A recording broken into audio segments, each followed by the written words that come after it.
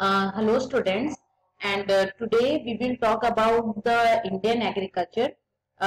We will talk about the brief introduction about the Indian agriculture.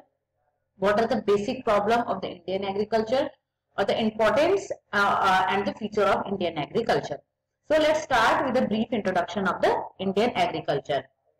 So, in a broad sense, agriculture includes the cultivation of the soil, growing and the harvesting crops, breeding and raising livestock, dairying and the forestry. So, if we talk about the definition of the agriculture, so in a broad sense, agriculture includes all these aspects. Okay. So, अगर हम आपसे ये बात करें कि agriculture का definition क्या है, तो agriculture जो होता है वो फार्मिंग से रिलेटेड नहीं होता. एग्रीकल्चर, अगर मैं ब्रॉड सेंस में एग्रीकल्चर की डेफिनेशन की बात करूं, तो ब्रॉड सेंस में agriculture cultivation, harvesting, livestock, dairy और फॉरेस्ट्री, ये सभी चीजों को जब हम इंक्लूड करते हैं तो it will be the broad sense और word definition of the agriculture. Okay, now this 4 points is related to the current picture of the agriculture in Indian economy.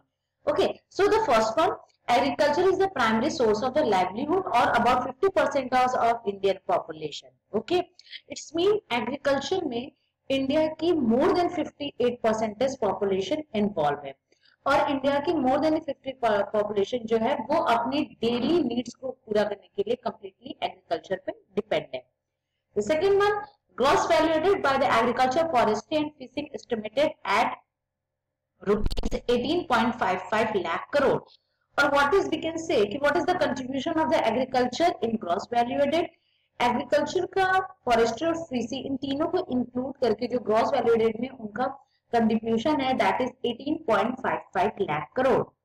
And during 1819, food grain production is estimated at recorded 283 million ton, and in 2019-20 the government of India is targeting food grain production of 291 million ton. So 2018-19 में कितना food का production था India में? 283 million ton. And government ने क्या target किया है 1920 में कि हमारा जो फूड ग्रेन्स का प्रोडक्शन है वो 283 मिलियन टन से इंक्रीज होकर 291 मिलियन टन का एस्टिमेशन किया है इन 2019-20.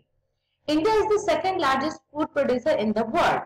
इंडिया जो है फूड प्रोडक्शन की अगर बात करें, food production is also included in Indian agriculture, this is also a part of agriculture. So food production में इंडिया जो है वो वर्ल्ड की सेकंड लार्जेस्ट कंट्री है. ओके, और इसका कितना हॉर्टिकल्चर का, what is the production recorded, that is recorded 13.9 metric ton in 2018-19. Okay, now what is the contribution of the agriculture in export? So the total agriculture export from India grew at the compound annual growth rate of the 16.45% over the financial year 13-18. Okay, so what is the contribution of the agriculture in Indian export? The contribution of agriculture in Indian export is 16, we can say that is the 16.45% in the financial year 10-18. Okay, so this is the brief introduction of the Indian agriculture. Now we will talk about the features of the Indian agriculture. What are the basic features of the Indian agriculture? So the first one, subsistence agriculture, pressure of the population on agriculture, importance of the animal, dependency upon monsoon, variety of the crops, predominance of the food crops and the seasonal pattern. The first one, subsistence agriculture. What is the meaning of the subsistence agriculture? So subsistence agriculture से मतलब ये होता है कि for example India agriculture में आप सभी जानते हैं कि मोस्टली फैमिली मेंबर्स जो होते हैं वो प्रोडक्शन में इन्वॉल्व होते हैं. ओके, और वो जितना भी प्रोडक्शन करते हैं, अगर फॉर एग्जांपल एक फार्मर के पास कुछ हेक्टेयर ऑफ लैंड है और उसमें जब वो प्रोडक्शन करता है तो उस प्रोडक्शन का जो एक बहुत बड़ा पार्ट होता है उसे वो अपने फैमिली के लिए रखता है, वो उसे खुद कंज्यूम करते हैं. ओके, और एक बहुत स्मॉल पार्ट जो होता है उसे वो मार्केट में सेल करते हैं. So that is called subsistence agriculture. So इससे क्या होता है कि एग्रीकल्चर जो फार्मर्स जो होते हैं उनको जो होता है प्रॉफिट बहुत कम होता है। बट अगर हम फॉरेन कंट्रीज की बात करें, हम डेवलप कंट्रीज की बात करें, तो वहां पे जो वहां के फार्मर्स होते हैं वो अपने प्रोडक्शन का एक बहुत बड़ा पार्ट जो होता है वो मार्केट में सेल करते हैं और एक छोटा पार्ट वो खुद कंज्यूम करते हैं। So that is called substance agriculture. It's mean most of the part of the production consumed by the farmers and the very less amount of the production is they will sell in a market. Now the pressure of the population on the agriculture. What is the meaning of the pressure of the population on agriculture? The agriculture sector जो है वो India में overcrowded है। It's mean जितनी person जितने population की जरूरत वहां पे है उससे कहीं ज्यादा पर्सन वहां पे इन्वॉल्व है। फॉर एग्जाम्पल आप सभी ये जानते होंगे कि फार्मर जो था उस फार्मर वो फार्मिंग करता है, तो उस पर्टिकुलर एक्टिविटी में फैमिली के जितने मेंबर्स होते हैं वो सारे उसमें इन्वॉल्व होते हैं। ओके, और वहां से अगर फॉर एग्जाम्पल एक पर्टिकुलर एरिया में 10 लाइक अगर 10 कोई एक एरिया है उसमें अगर 10 quintal, very simple example, 10 quintal of rice का प्रोडक्शन हो रहा है, ओके, ओनली 10 क्विंटल, ओके, और वहां पे उस प्रोडक्शन में उस फैमिली के 10 मेंबर्स इन्वॉल्व है, ओके, और अगर आप उनमें से 10 मेंबर्स में से 5 मेंबर्स को हटा देते हैं, वो किसी और एक्टिविटी में इन्वॉल्व होते हैं, सो ये जो 10 क्विंटल ऑफ राइस का प्रोडक्शन है इस पे कोई भी इफेक्ट नहीं पड़ेगा। इट्स मीन एक्चुअल में वहां पे सिर्फ 5 पर्सन की ही जरूरत है for the production of the rice, but वहां पे कितने काम कर रहे हैं? 10। So that is called pressure of the population और over crowding on agriculture sector.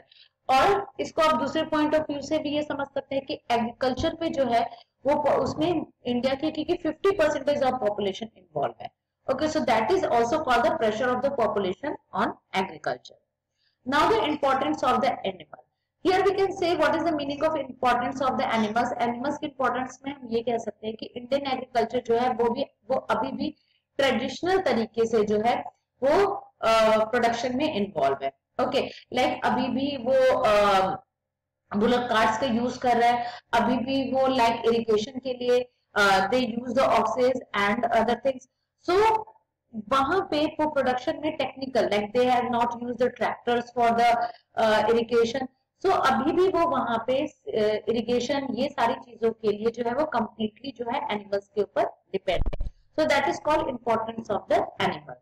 Dependency on the monsoon. Dependency on the monsoon agriculture, Indian agriculture की सबसे बड़ी प्रॉब्लम यही है कि इंडियन एग्रीकल्चर जो है वो कंप्लीटली डिपेंड है मानसून पे। ओके, कुछ ऐसे इंडिया के पार्ट्स हैं, कुछ ऐसे स्टेट है जिनमें जो कि अभी काफी अच्छा चेंजेस कर रहा है, for example Punjab and some other state, but most of the state for the agriculture they depend upon the monsoon. Okay, also it's very obvious if they face a good if there is a good monsoon then there is a good food grain production. If there is not good monsoon, so there is no good production, food production. So India का जो feature है वो है dependency upon monsoon. Now the variety of the crops. Variety of the crops in the means कि India में जो crops का production होता है वो बहुत वैरायटी नहीं होती क्रॉप्स की।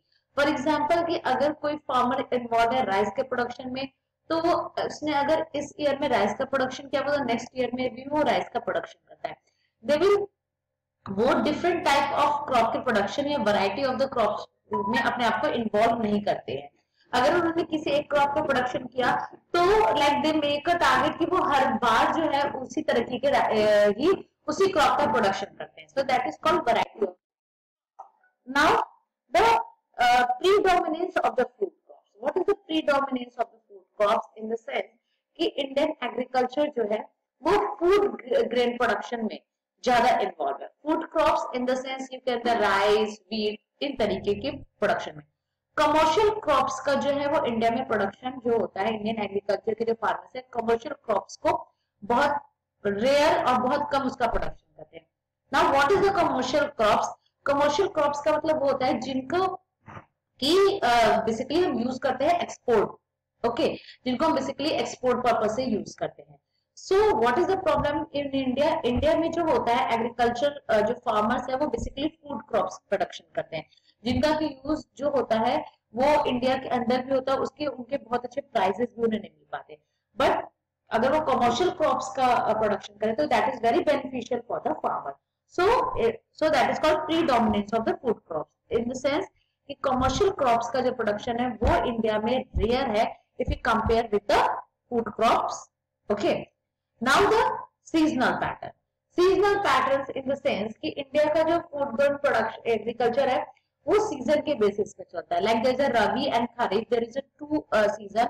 और रबी और खरीफ में जो होते हैं, रबी में जो आते हैं जो क्रॉप्स, उसमें उस मंथ में उनको ग्रो किया जाता है, और जो दूसरे क्रॉप्स जो होते हैं खरीफ के, उनको उस मंथ में किया जाता है। ओके, सो ये जो होते हैं एग्रीकल्चर वो एक सीजनल पैटर्न फॉलो करते हैं।